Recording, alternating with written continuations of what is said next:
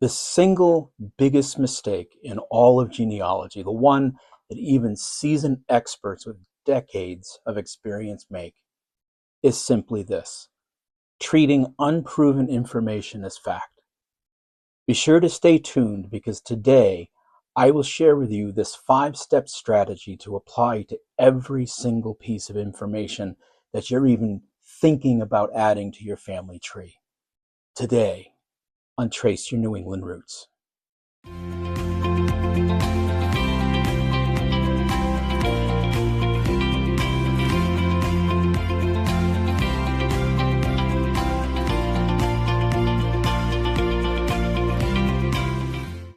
Hello, my friends.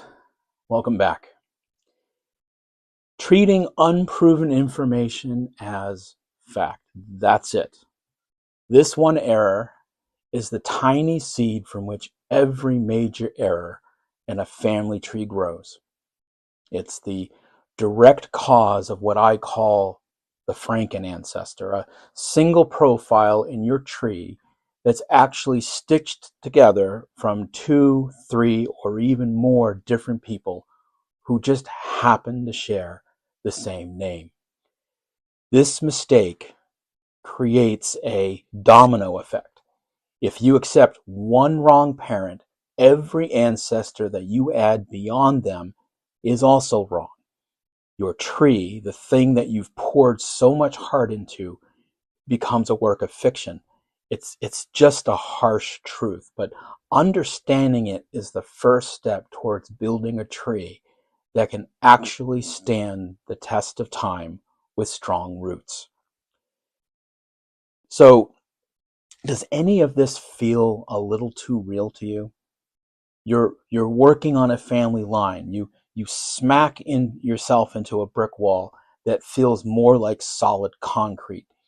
You find an ancestor who seems to be in two places at once, or you have a record of a child being born after their parent died, or maybe you spend weeks, even months, chasing a promising lead 3 generations back, only to find one little nugget, one little nagging record that suggests that you've been chasing the wrong family the whole time. These are the headaches that just make you want to just shut the laptop and walk away. And maybe you found a branch where the timelines are impossible. A woman giving birth at 65, or a man getting married at age 12. Maybe your direct ancestor's life is a patchwork of contradictions with a different birthplace and every census and a name that just seems to change as much as it feels like it is a different person. These aren't just quirky historical details. They're cracks in the foundation of your research. They are a giant flashing red flag telling you that somewhere along the line you've fallen for the most common mistake in all of genealogy. And the truth is, these brick walls and bizarre contradictions are rarely the fault of our ancestors or a lack of records. More often than not, they are the direct result of this one simple error, which multiplies and spreads through a family tree, creating absolute chaos. This mistake isn't solely just for newcomers. It just gets sneakier as we get more experienced. It's the act of taking a piece of data, a name, a date, a relationship, and you just accept it as true without doing the work to verify it independently. It's a virtual shapeshifter, but the error is always the same. Now, for the beginner, the mistake is usually pretty obvious. It's what I call copy and paste ancestry. You're on a big genealogy website. You see that little shakily little green leaf hint, and it connects you to a public tree where someone has already traced your line back to the 1500s. And then with one click, you add 10 generations to your tree. Boom. And the problem? You've also just imported every single mistake, guess, and unsourced claim from that tree directly onto your own. Now, for the intermediate hobbyist, the mistake is more subtle. You know better. You know better than to copy a whole tree. But the error happens when you rely on transcriptions and indexes without ever clicking to see the original document. You might also start cherry picking evidence. You have a theory and you get really excited about the sources that confirm it while ignoring the ones that don't. A classic intermediate trap is the same name, same county assumption. You find a John Smith in the right place and assume that this is your guy. And without building a timeline to make sure there wasn't another John Smith of a similar age living just a few miles away. And what about you, the possible experienced researcher, or we are definitely not immune. No, for us, the mistake often disguises itself as confirmation bias. And we have a family story that we love. We descend from a Revolutionary War hero. I told you about my own story. And we subconsciously lower our standards of proof for that one line. And another trap is getting complacent with our own early research. We look at work we did, say, 10 years ago and treat those old conclusions as proven fact instead of reevaluating them with our better skills. In all these moments, we are still treating old information as fact. And this is instead of a conclusion that was only as good as the evidence we had at the given time. So, how do we fix this? Well, the solution is just a change in your mindset, backed up by a simple, repeatable process. It's about shifting from being a name collector to being an evidence detective. And here is a 5-step framework to apply to every single piece of information you even think about adding to your family tree. Step 1, treat everything as a clue, not as a conclusion. This is the big mind shift, whether it comes from another tree, another website hint, a published book, or even a death certificate.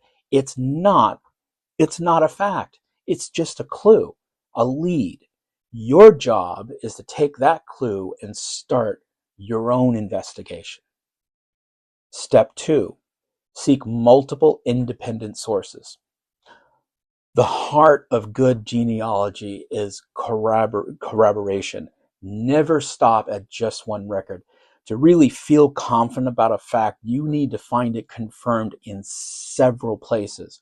For a birth date, you can find a birth certificate, a baptismal record, census records that all align together. The more sources created at different times, that's all the point to the same conclusion. The stronger your case then becomes. Step 3, analyze and correlate. This is where the real detective work kicks in, folks. Create a timeline for every single ancestor. List every fact in chronological order. Does it all make sense? A timeline is the way to spot contradictions, and you have to actively look for conflicting evidence. Don't just ignore records with different name spellings or slightly different ages. Just dig into them. Step 4, master the fan club. This is a technique the pros use constantly. It's called the fan, or for F for friends, A for associates, and N for neighbors. Your ancestor didn't live in a bubble. the people who were witnesses on their marriage certificate, the people they lived next to, the people that they bought land from. These individuals are a critical part of the puzzle. A brother's obituary might just name the parents that you've been searching for. Step 5, cite your sources and then explain your reasoning. This last step is your gift to your future self. For every fact you add, document exactly where you found it. But then go one step further. Write a short note explaining why you believe that this record applies to your ancestor. If there was conflicting information, explain why. Explain why you chose this one.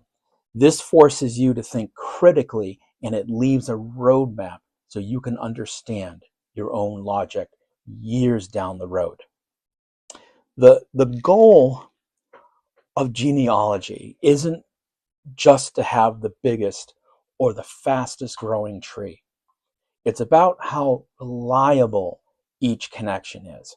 It's about building a legacy of research that is accurate, trustworthy, and a true representation of the people who came before us.